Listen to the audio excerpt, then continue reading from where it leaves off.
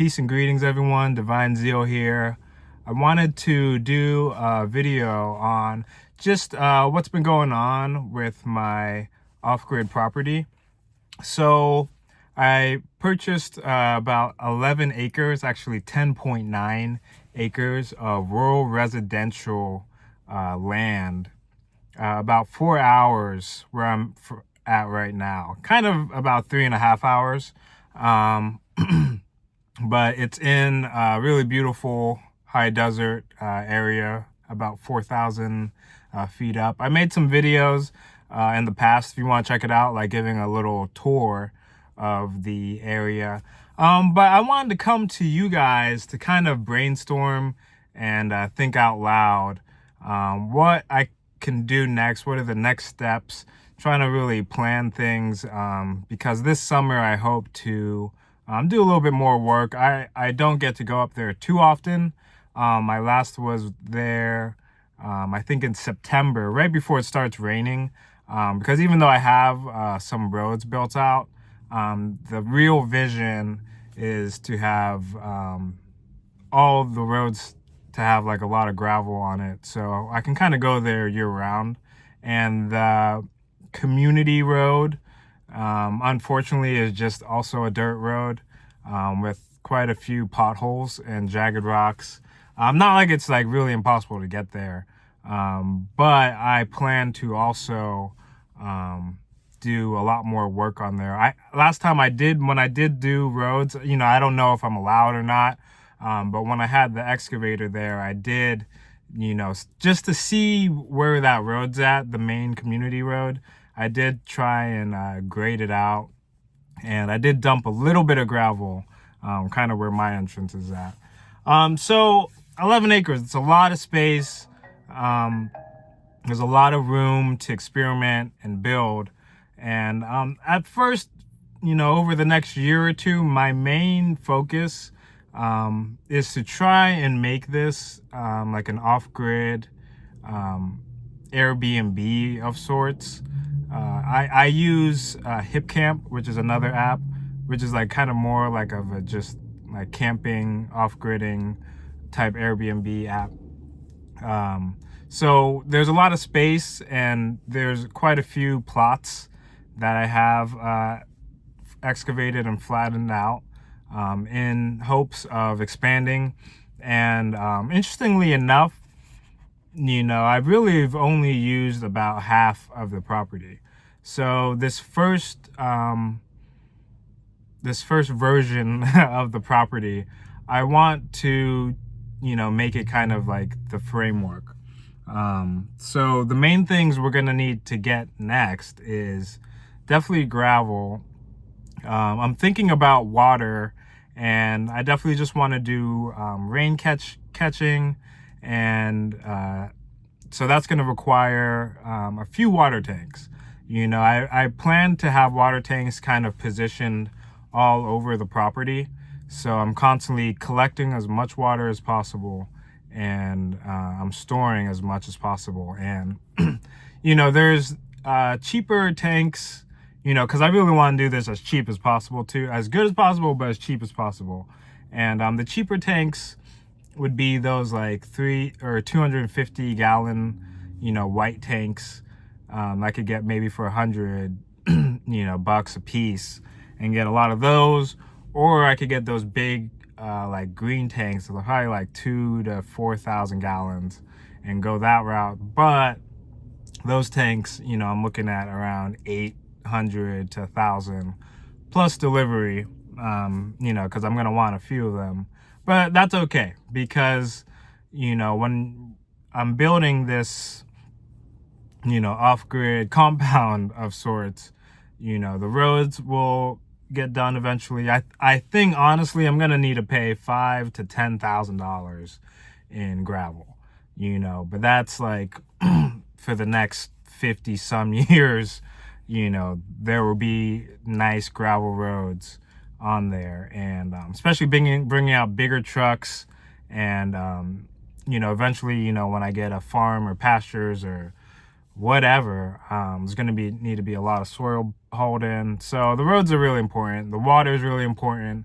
Next, a project that could be done kind of in between, the whole gravel investment and getting the water tanks set up are the outhouses.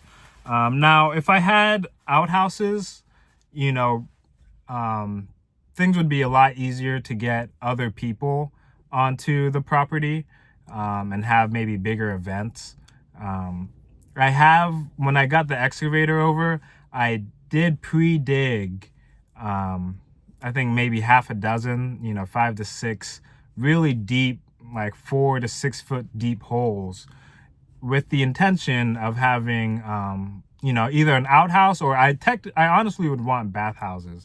So you have a little building with the bathroom and a shower, and on the outside there's a shower and like sinks and all that stuff on each of these. So it's it's a whole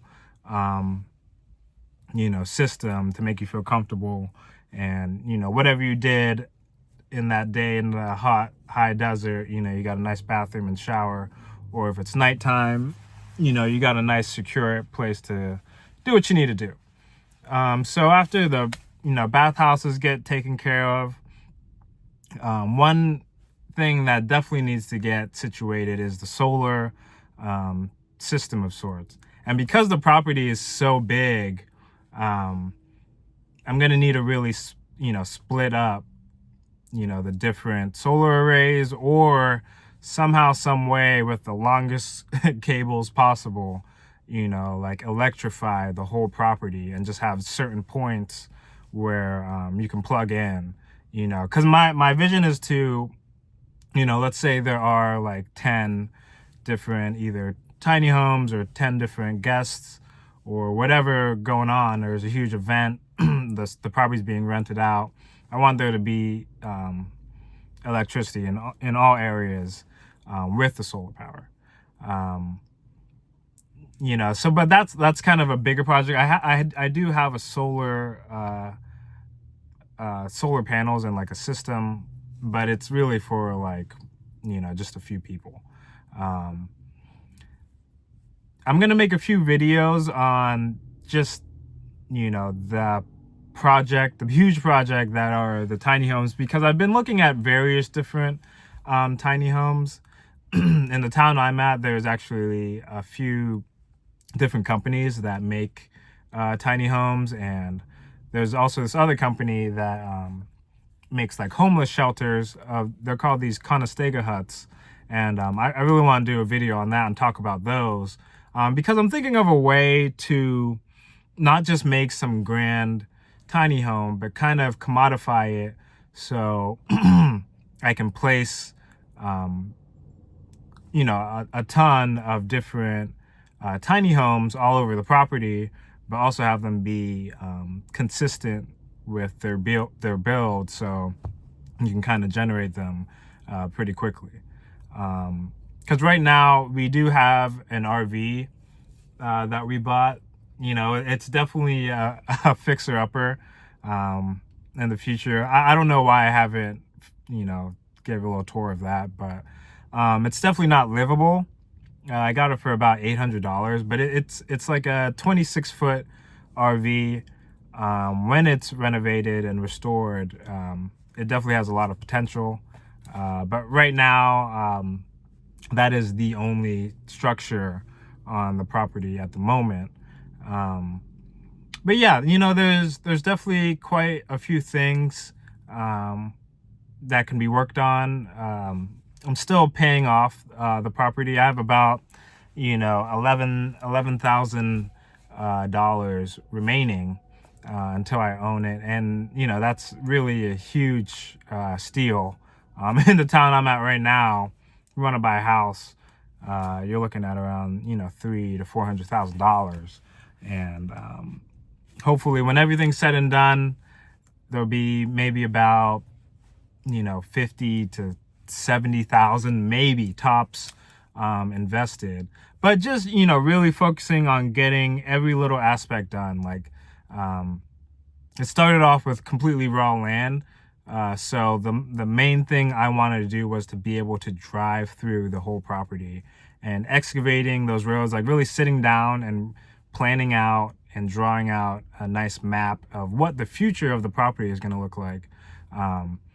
I'm just glad that that part's done. Like, we can drive on the property. We have our own little spot we drive up to, and we do our car camping and whatnot. And just gonna expand, you know, bit by bit. You know, there'll be 1 outhouse and 5 outhouses, and then we got water, and then we got rainwater catchment, and you start growing, you know, some plants and get a greenhouse up and get your first tiny home up, and next thing you know, in about a year or 2, you got your whole property. So follow me along this journey. I hope to be making a lot more videos. There's a lot to share. I'm really excited, especially a few other things I'm working on, and hope everyone's been well. As always, stay peaceful, stay positive, stay progressive, stay productive, and stay proactive. And I promise you will always, and you have always been blessed. Divine Zeal, signing out. Peace.